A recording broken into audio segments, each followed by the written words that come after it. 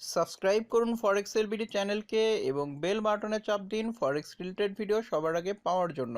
Hello ফরেক্স tedder ভাই বন্ধুরা, নিয়ে আসলাম ফরেক্স এলবিডির আরও একটা নতুন ভিডিও। তো আমরা ফরেক্স মার্কেটে ট্রেড করার জন্য বেশিরভাগ মানুষই ব্যবহার করি নেটেলার। কিন্তু এই নেটেলার অ্যাকাউন্ট ব্যবহার করতে যাই আমরা নানা ধরনের সমস্যার সম্মুখীন হই, যেরকম নেটেলার অ্যাকাউন্ট ডিসেবল হয়ে যাওয়া, সাসপেন্ড হয়ে যাওয়া, পার্মানেন্টলি বন্ধ হয়ে যাওয়া। তো এইগুলো প্রবলেম আমরা ফেস করে থাকি। তো আজকের ভিডিওতে আমি আপনাদেরকে বলবো কিভাবে আপনারা নেটেলার অ্যাকাউন্টকে সুরক্ষিত রাখবেন।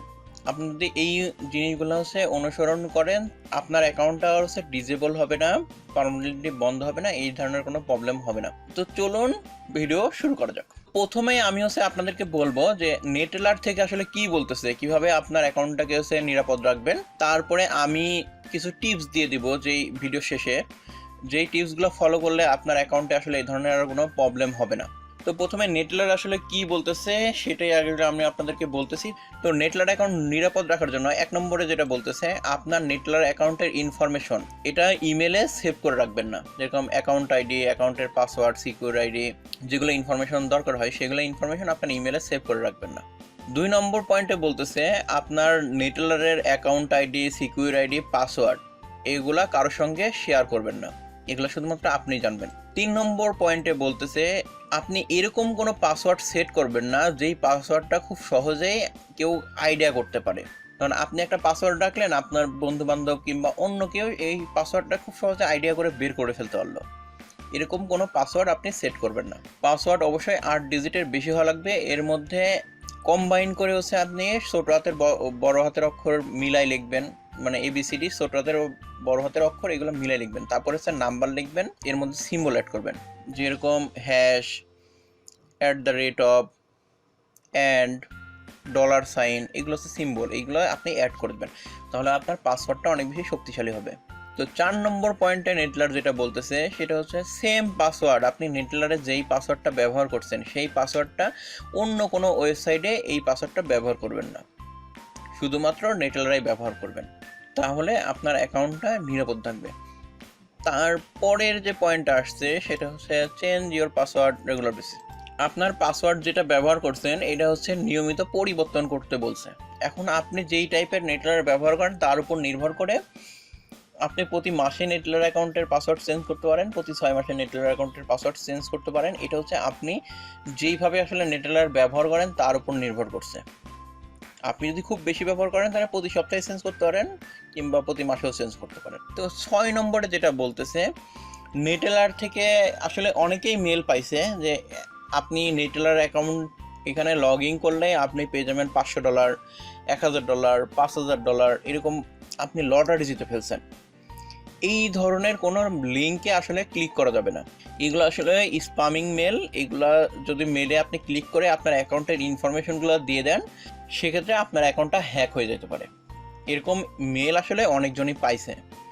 তাহলে এরকম যদি আপনার অ্যাকাউন্টে ডলার থেকে থাকে আর ওই ইনফরমেশনগুলো যদি ওইখানে সাবমিট করেন, সঙ্গে সঙ্গে দেখবেন যে আপনার অ্যাকাউন্ট খালি হয়ে গেছে। শুধুমাত্র নেটেলার, আপনি একটু ডোমেইন এগুলো বোঝা লাগবে যে neteller.com, আপনার কাছে যে মেলগুলো আসবে নেটেলার থেকে সেগুলো neteller.com থেকে আসলে রেসপন্স করবেন। অন্য কোনো জায়গা থেকে যদি নেটেলারের এরকম সবুজ কালার এগুলো দিয়ে যদি মেল আসে, তাহলে সেই মেলগুলো আপনারা ইগনোর করে দিবেন, সেই মেলের লিঙ্কে ভুলেও ক্লিক করবেন না। তার লাস্টের পয়েন্ট হচ্ছে, আপনি যে নেটেলার অ্যাকাউন্টের যে ট্রানজেকশন, সেই ট্রানজেকশনগুলো আসলে চেক করে রাখবেন যে আপনার যে ট্রানজেকশন আপনিই করছেন, অন্য কেউ করে নাই। যদি কেউ এরকম ট্রানজেকশন করে, সঙ্গে সঙ্গে আপনারা পাসওয়ার্ড এগুলো সব কিছু চেঞ্জ করে ফেলবেন এবং নেটেলার টিমকে মেল করে জানিয়ে দিবেন যে আপনার অ্যাকাউন্ট থেকে এরকম ট্রানজেকশন হয়ে গেছে, যেটা আপনি জানেন না। কিপ ইন মাইন্ড, আপনার মাথায় রাখতে হবে, নেটেলারের রিপ্রেজেন্টেটিভ, এনিওয়ান, অ্যাফিলিয়েট হোক, যেই হোক, আপনার নেটেলার অ্যাকাউন্টের পাসওয়ার্ড এবং সিকিউর আইডি কেউ কোনো সময় জানতে চাইবে না। মানে আপনি যদি নেটেলারের সাপোর্ট টিম হোক, যে কারোর সাথে নেটেলার সম্পর্কে যোগাযোগ করেন, মানে সে আপনার নেটেলার অ্যাকাউন্টের পাসওয়ার্ড এবং সিকিউর আইডি সেটা জানতে চাইবে না। তাহলে এই গেল আপনার অ্যাকাউন্ট কীভাবে নিরাপদ রাখবেন এই ব্যাপারে। তো আরও কিছু পয়েন্ট এরা বলতেছে যে আপনি নেটেলার অ্যাকাউন্ট লগ ইন করলে এই যেখানে এই পেজ থেকে লগ ইন করবেন, অন্য কোথাও থেকে লগ ইন করবেন না। তারপরে এখানে অনলাইনে সেফের ব্যাপারে আসলে কিছু কথা বলা হয়েছে। সেটা আপনার যেই নেটলার অ্যাকাউন্টটা যেই ব্রাউজার দিয়ে ব্যবহার করবেন সেটা আপডেট ব্রাউজার হতে হবে। আপনার রিসেন্টলি হচ্ছে ট্রানজেকশন হিস্টোরিটা রিভিউ রাখবেন, মানে আপনি ট্রানজেকশন করেন নাই কিন্তু হচ্ছে ট্রানজেকশন দেখাচ্ছে, এরকম হলে ইমিডিয়েটলি পাসওয়ার্ড আপনার চেঞ্জ করতে বলছে। তো প্রোটেক্ট ইওর কম্পিউটার এখানে বলতেছে আপনাকে অবশ্যই একটা অ্যান্টিভাইরাস এবং হচ্ছে ফায়ারওয়াল সব কিছু ঠিকঠাক থাকা লাগবে। তারপরে বলা হয়েছে যে এখানে আপনার নেটলার অ্যাকাউন্ট যেই পিসিতে লগ ইন করবেন সেইখান থেকে আপনি নেটলার অ্যাকাউন্টের কাজ শেষ হওয়ার পরে সেইখানকার ব্রাউজার হিস্টোরি অন্য যা কিছু আছে সেগুলো হচ্ছে ব্রাউজার হিস্টোরি ক্লিয়ার করে দেবেন। এইগুলা গেল হচ্ছে অনলাইন সেফটির ব্যাপারে। তারপরে নেটলার অ্যাকাউন্ট সেফ রাখবেন কীভাবে এটার ব্যাপারে। এখন আমি আসি যাচ্ছি পার্সোনাল টিপসের ব্যাপারে, আসলে কীভাবে আপনার নেটলার অ্যাকাউন্টটা নিরাপদ রাখবেন। প্রথম যে কাজটা সেটা হচ্ছে আপনার নেটলার একটা লিমিট থাকে যে আপনার ফুল ভেরিফাই হওয়ার পর্যন্ত। এখন মানে দেশ অনুযায়ী হচ্ছে এটা ভেরি করে, কেউ $500 থেকে আপনি $1500 পর্যন্ত ট্রানজেকশন এগুলো করতে পারবেন ভেরিফিকেশন ছাড়া। তো ভেরিফাই হওয়ার আগে আপনি যদি হচ্ছে এরকম লিমিট ক্রস করে ফেলেন তাহলে দেখবেন যে আপনার অ্যাকাউন্টটা ডিজেবল হয়ে গেছে। এই কারণে আমি বলবো যে আপনার অ্যাকাউন্ট যতক্ষণ পর্যন্ত ভেরিফাই না হবে সেই তত পর্যন্ত আপনার অ্যাকাউন্টে বড় কোনো অ্যামাউন্টে ডিপোজিট করবেন না, আপনার অ্যাকাউন্টটা ডিজেবলের হাত থেকে বেঁচে যাবেন। এবার আসি হচ্ছে আরও হচ্ছে কী কী জিনিস হচ্ছে মেনটেন করলে আপনার নেটলার অ্যাকাউন্টটা নিরাপদ হবে। তো নেটলার অ্যাকাউন্টের আমি যেটা মেনটেন করি সে আপনার অ্যাকাউন্ট ব্যালেন্স কোনো সময় হচ্ছে জিরো করবেন না। এখানে দেখেন আমার অ্যাকাউন্ট ব্যালেন্স হচ্ছে 15 সেন্ট আছে।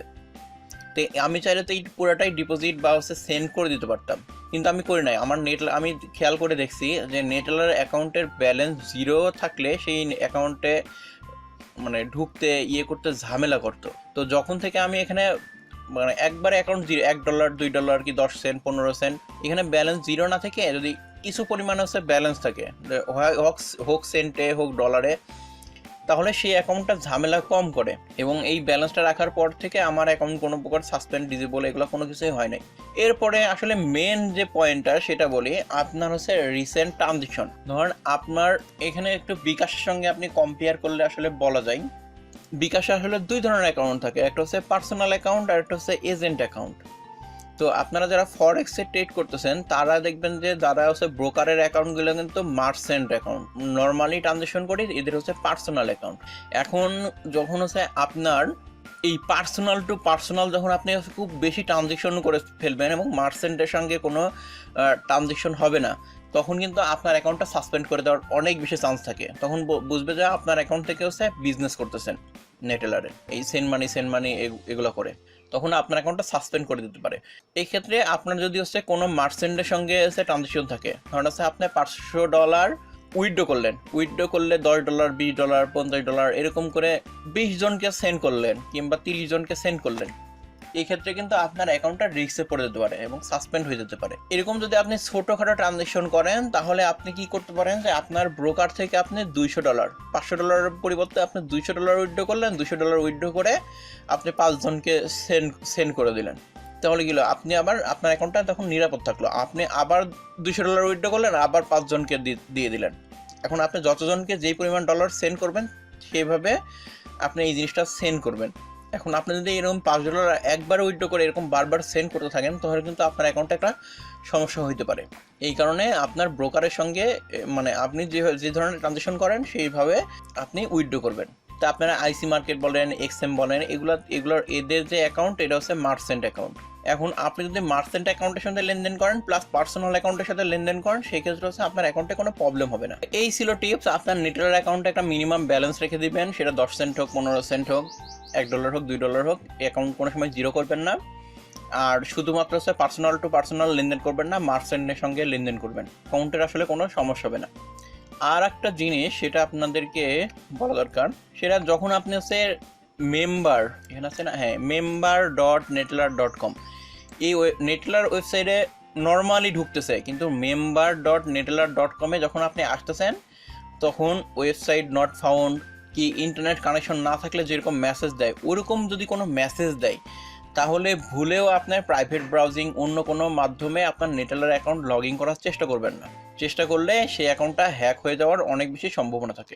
আজকের ভিডিওটা এই পর্যন্তই। নেটেলার সম্পর্কে যদি আপনি আরও কোনো টিপস জেনে থাকেন তাহলে অবশ্যই কমেন্ট বক্সে কমেন্ট করে জানান, তাহলে অন্য ভাই ব্রাদাররাও কমেন্ট করে সেই টিপস সম্পর্কে জানতে পারবে, আমিও জানতে পারবো। এবং সম্পূর্ণ ভিডিওটা দেখার জন্য ধন্যবাদ। সামনে কী বিষয়ে ভিডিও পেতে চান অবশ্যই কমেন্ট বক্সে কমেন্ট করে জানান।